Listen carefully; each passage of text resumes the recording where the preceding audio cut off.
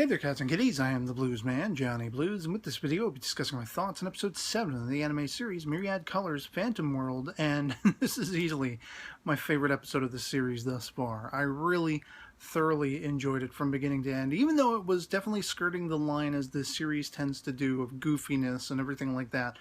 There was something in the atmosphere of this episode that was really mixed well, at least for my own personal tastes. I mean, the idea of everybody becoming catified, being turned into cats and everything, the sort of precursor prologue to the episode of Haruhiko is being very much looking at the whole concept of Schrodinger's cat, and I like that, you know, they utilize that in sort of the foundation. It's very much speaking to that idea of these are fantastical concepts based or inspired in real, actual sort of science and science fiction concepts and ideas, and brain exercises, you know, something to get you thinking and theorizing about the world and the reality you seemingly inhabit, and the idea of perception of reality versus observation of reality, and how, you know, that can affect sort of the outcome of whatever formulations you're trying to you know, put upon it and everything like that.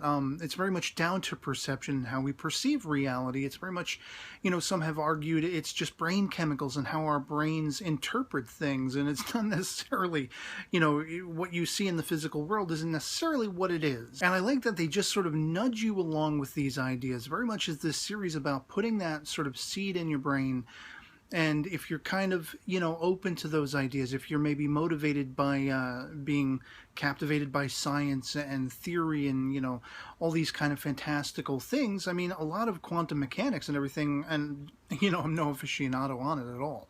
But I have cursorily delved into it and been fascinated by quantum mechanics and the ideas of time travel and things that maybe are or aren't, you know, arguably possible within the realm of existence as we know it, and trying to understand and define what that is. And like, I love that they just sort of get the ball rolling and put those ideas in your mind. And if you're imaginative, if you're really open to the awe and wonder of theorizing and speculating and imagining, then that's really what, you know, captivates me about this series, even when the episodes haven't been that great for me, and I enjoyed like the wackiness of the previous episode and a couple episodes before that, or maybe the episode before that, the dream world with the bunnies and the dream world with the bears and everything like that. I mean, there are certain times when the atmosphere and the way it's handled doesn't really speak to me, and this episode was more in line with speaking to me. There was something haunting about this vacant mansion that had once been a hub for all these cats, and all these poor animals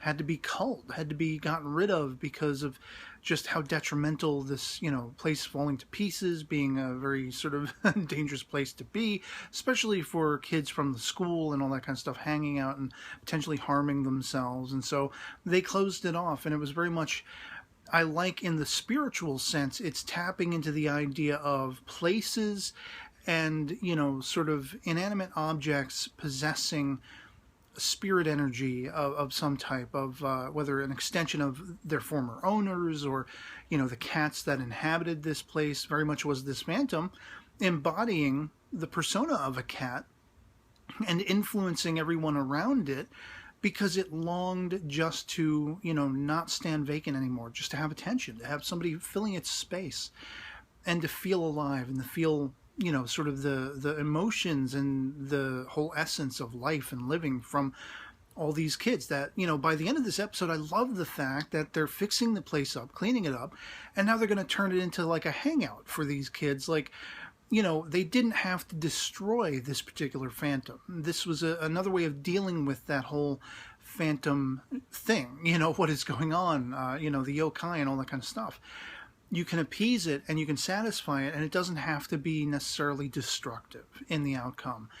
And it's about a celebration of life, a celebration of these kids coming together and having a place to hang out. And, you know, just, I love all of that. It was very sort of heartwarming, all of that, but I loved also that haunting aspect. You had, you know, everybody. I mean, Haruhiko, you had Mai, Reina, Minaz, Ruru, even Karumi, who is the most, because she's the youngest, the idea of being influenced, you know, the younger you are, the more adaptable and growing you still are, hormonally and everything like that. and thus the younger you are, the more you're transforming, the quicker you're transforming into a cat-like person, and all of that stuff, like the fact that we were dealing with one of her friends who had lost a kitten, and this kitten, of course, wandered into the mansion. If I had any minor complaints about the episode, it's just kind of how long it took Haruhiko to really understand what's going on. Like, everybody's getting sleepy and acting very cat-like, even before the ears and the tails start cropping up. It's like you're not getting any sense of what's going on yet. Like, I already knew 5 steps ahead of everybody what the hell was going on. It was just a matter of them getting there and figuring it out. And of course, you had Minaz. I like that they called back on her ability to sense certain phantoms, especially animal relatable phantoms in this case, because of course the phantom that had sort of made her find her power so long ago, when she was being protective of animals and caring for animals and everything, how that ties into Kurumi's being the modern equivalent of doing that. And Minaz had the phantom that was very much similar to the one that she remembered from childhood. And I like how that all ties in other words, just in the sense that she is the one that senses, oh, it's something to do with this mansion, and there's the kitten in the window, and there might be physical human manifestations of a phantom inside holding the kitten. And then the shock and surprise that it's actually the entirety of the mansion, and all of these characters, they're stuck inside it, so their abilities are rendered almost impossible to use. You have Minaz using her sonic boom flame on, calling flame in this particular case, which was interesting, instead of just sound waves. But it's risking destroying the place and having it, burn up with them inside it. And then you have basically Mai punching, trying to punch the big cat-eyed ceiling and everything, and threatening to have it all crash and crumble down on top of them. So they are rendered almost ineffectual in the scenario. And, out of this is what came that very beneficial aspect of, well, we can appease this phantom by just making this place, fixing it up, making this place habitable again. Or at least have it be somewhere that people can come and hang out and interact and really give it this sense of, vitality again. And thus appeasing it. And of course, in the end, it was a little bit kooky, Kurumi only able to communicate through meows. The big cat phantom, to give the little kitten back, but it works, and there's a sort of simpatico that's born out of that, and I loved it. I just the whole episode, I really, really enjoyed it. And but I will also note, out of everybody in this episode, everybody in the whole sort of even background characters, there's only one character really that didn't full on catify. Haruhiko. I don't know if this has any sort of, I guess his hormonal growth has stopped. Wink, wink, nudge, nudge. But it did lead me to call back on my speculation and idea of, like, what if he ends up being a phantom all along, and that's the twist that comes toward the end of the series, something like that. Because he is so knowledgeable, and he is the one that is set at the precursor of every episode, giving us this information that's going to, play in some way, shape, or form into the idea of the story of the episode proper.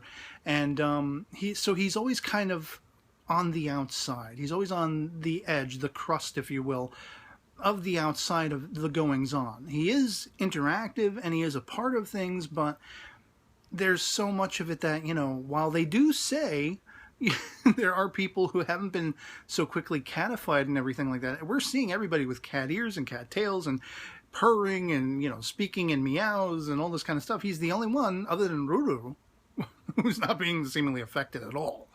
So yeah, could he be a phantom? Could this be more solidification along those lines? I don't know. Especially that little engagement at the end of the episode between he and Mai, and talking about, this mansion, like us, like humanity.